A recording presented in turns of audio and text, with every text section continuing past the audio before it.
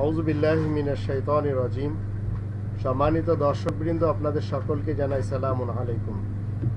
আমার ডান পাশে আমাদের ছোট একজন ভাই বসে আছেন। তার একটি প্রশ্ন, আমরা প্রশ্নটি শুনবো এবং তার উত্তর কোরআন থেকে কি আসে সেটা আমরা দেখে নেব। বলুন আপনার প্রশ্ন। মানে যৌতুক সম্পর্কে ইসলাম কি বলে? আমার এই ছোট ভাইয়ের প্রশ্ন হলো যে যৌতুক সম্পর্কে ইসলাম কি বলে। ইসলাম কি কখনো যৌতুক নিতে বলে?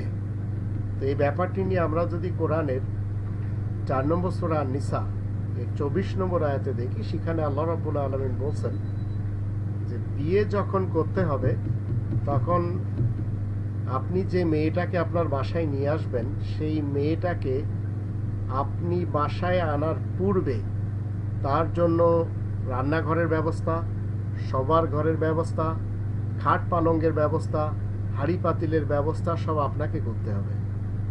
কারণ কোরআনের 4 নম্বর সূরা নিসার 3 নম্বর আয়াতে আল্লাহ রাব্বুল আলামিন বলছেন ফানকিহু মা তাবা লাকুম মিনান নিসা। ফানকিহু এর অর্থ হলো তোমরা সবাই বিয়ে করো। তো বিয়ে করাটা হচ্ছে ফরজ। আবার এই বিয়েটা বাল্য বিবাহ হলে চলবে না।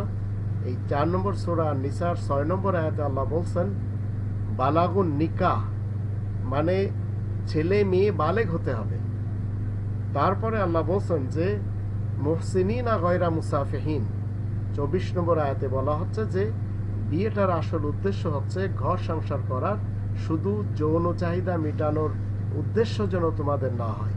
তো যৌতুকের যে ব্যবস্থা, যা আমাদের বঙ্গদেশের সমাজে, বিশেষ করে আমাদের স্বাধীন বাংলাদেশে আমরা আজ দেখতে পাচ্ছি, একটি মেয়েকে বিয়ে দিতে কত কষ্ট পোহাতে হয় তার গার্জিয়ানদের।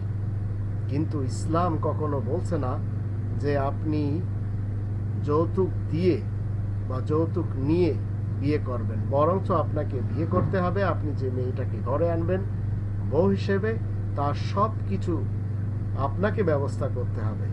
ইসলাম যৌতুক মুক্ত একটি শান্তি সিস্টেম।